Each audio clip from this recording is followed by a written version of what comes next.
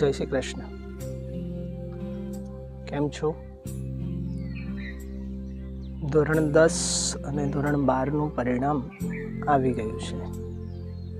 ધોરણ 12 પછી તો મોટે ભાગે દિશાઓ નક્કી જ છે કે શું કરવાનું છે, પણ હાલમાં વાલીઓ અને વિદ્યાર્થીઓ બધા જ થોડા મૂંઝવણમાં છે. ખાસ કરીને ધોરણ 10ના જે વિદ્યાર્થીઓ પાસ થયા છે તે બધા. તમારી મહેનત અને ક્ષમતા પ્રમાણે તમે માર્ક્સ મેળવ્યા છે. તમારા માર્ક્સ એ તમારો આઈનો છે, તમારો અરીસો છે. તે અરીસા પ્રમાણે તમે હવે આગળ વધો એવી તમારી ઈચ્છા હોય.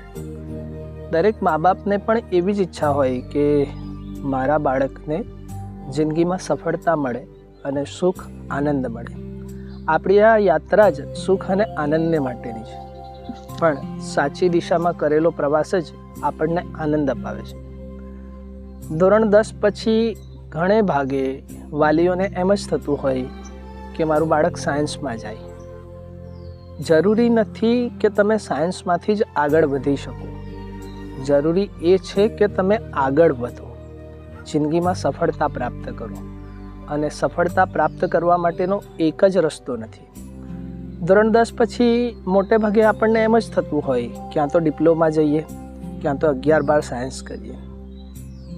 આપણે કાં તો ડૉક્ટર એન્જિનિયર વિચારીએ, ક્યાં તો આપણે ડિપ્લોમા કરીને આપણા જસ્ટ કાંઠા વિભાગના જે લોકો છે એ લોકોને ફોરેનમાં અથવા તો ગલ્ફ કન્ટ્રીઝમાં જવાનું ગમતું હોય છે, કાં તો એ લોકોનું કરિયર જ એ દિશામાં ચાલતું હોય છે. પણ મિત્રો, જસ્ટ જરાક વિચાર કરજો. આપણે દક્ષિણ ગુજરાતના લોકોનું એમ કંઈ બહુ ખાસ અસ્તિત્વ શાસકીય દ્રષ્ટિએ જોવા નથી મળતું. કલેક્ટર, મામલતદાર એ બધા લોકો તમે દક્ષિણ ગુજરાતના જોયા હોય એવું તો બહુ ઓછું બને.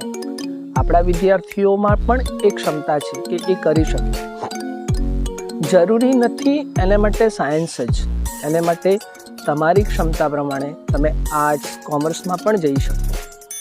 હા, સાયન્સ ના કરો એવું હું કહેતો નથી, પણ સાયન્સની આંધળી દોટમાં ના પાડો એવું હું ચોક્કસ કહીશ.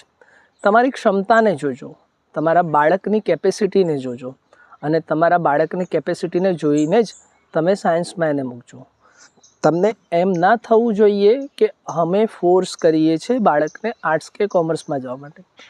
હું ફરીથી કહું છું કે બાળકની ક્ષમતા કેટલી છે. કદાચ અત્યારે માર્ક્સ થોડા વધારે ગણિતમાં આવી ગયા હોય અને આપણને થશે કે મારું બાળક ગણિતને યોગ્ય જ છે.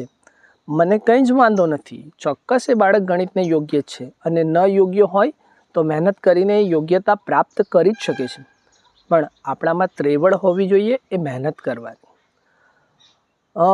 અત્યારે થોડા દિવસ પહેલાં જ યુપીએસસીનું રિઝલ્ટ આવ્યું, જેમાં ગુજરાતનો જ એક વિદ્યાર્થી આપણા ભારતમાં 3જા ક્રમે આવ્યો. એ વિદ્યાર્થી આર્ટ્સ લઈને ભણેલો છે.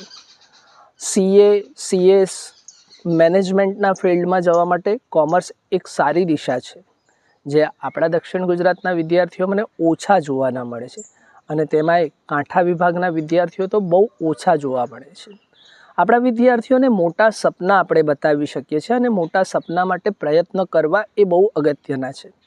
કોઈ પણ ક્ષેત્રમાં તમે જશો, પ્રયત્ન વગર સિદ્ધિ છે જ નહીં.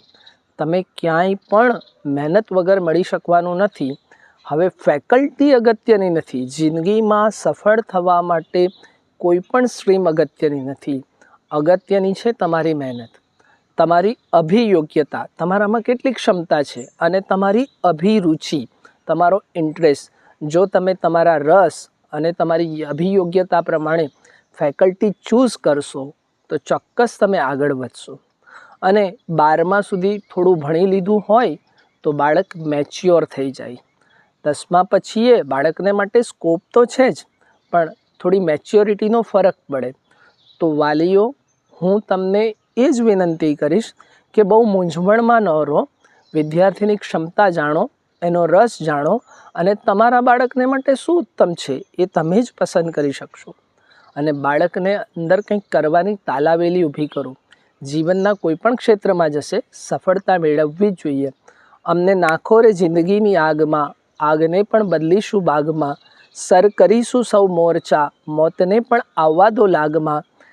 એવી તાલાવેલી સાથે જો બાળક કોઈ પણ ક્ષેત્રમાં જશે એ ચોક્કસ સફળ થશે.